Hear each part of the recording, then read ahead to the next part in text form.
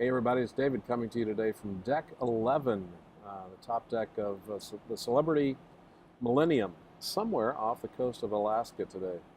We are on our way to Sitka, Alaska tomorrow, and then from Sitka we will not drop anchor or go into a port until we hit Japan.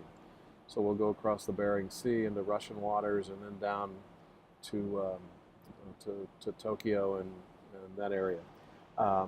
This is actually kind of an interesting deal for a problem-solving and critical thinking classes.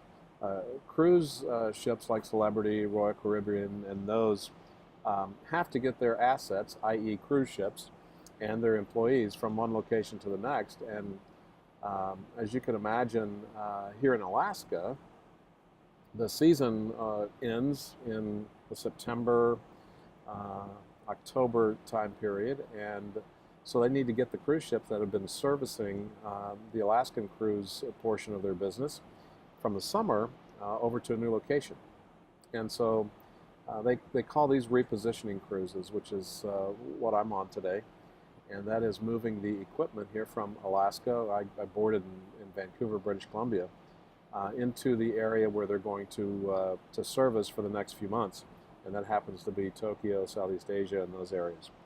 And they're pretty creative on what they do. They offer great amenities, great services, lower prices, so that you can ride with them as they reposition their equipment. So that's what I'm doing. I love these cruises. People who cruise a lot like these simply because sorry about this, but you don't have a lot of kids. You don't have a lot of other people who don't cruise a lot. And so you know what to expect, and you can just relax. And so for me, I get to relax. I get to build some courses. I'm going to be in the process of building 4 new courses while I'm on the cruise. And so I continue to work, but it's just a nice, quiet atmosphere to be able to do that. All right, so let's talk about Module 5. Module 5, you're going to be reading 2 chapters, Chapter 10 and Chapter 11. Chapter 10 has 2 main topics. One is snap judgments that we can all make, right? Sometimes snap judgments are good, sometimes they're not. And so you're presented this week with 2 different types of thinking or deliberation. System 1 type thinking, which is just the day-to-day things that you do that are more reactive and don't have a lot of implication to them. You just do them because you've always done them. And then there is what's called System 2 thinking that is much more deliberative. So you have to think about things. You have to investigate things. You have to go into a lot more detail before you can come up with a decision on things. And so you're presented with both of those. And then you're presented with a concept of heuristic thinking, which are those cognitive shortcuts that sometimes you make as you're thinking. It's kind of a big word, an impressive word. And what I would encourage you to do this week is to find a way to work that into a conversation with your spouse or your boss, and they're going to think you're a genius, right? And so think about that and how you can incorporate those things this week. That's Chapter 10. Chapter 11 talks about reflective decision-making.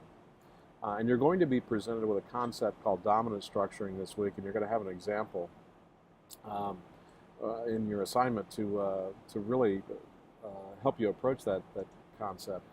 It talks about the process between decision into action, and how dominant structuring can be difficult sometimes because you allow the dominant thought to take over, and you get into a rut, and you get into a foothold, and you're unwilling to move. And so that, I believe, is a challenge for some of us today. The discussion board this week talks about cognitive heuristics, and sometimes they help and sometimes they hurt. And so I want you to give me some examples and give your fellow classmates some things to chat about this week on cognitive heuristics helping or hurting. And also in the discussion board this week, if you use that word and impress some people around you, you can share that too. I'd like to hear that.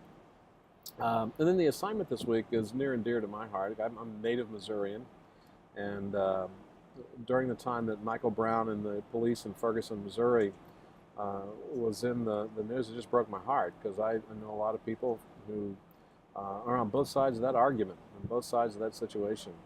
And this is an example of where dominant structuring locked in, and people did not want to change on what their opinion was, regardless of what the facts were, and they were unwilling to listen to facts and in those areas. So the discussion, the assignment this week talks about how do you change that? How can you take someone who is locked into a decision and perhaps open that up for them so that they can think a little bit better about that. All right. I do have internet out here, which is always great, and I'm not sure how it's going to be as I get closer to the middle of the Pacific Ocean, but right now, good shape. So if you need me, contact me, and talk to you soon. All right. Next time, probably from somewhere in Japan. Take care.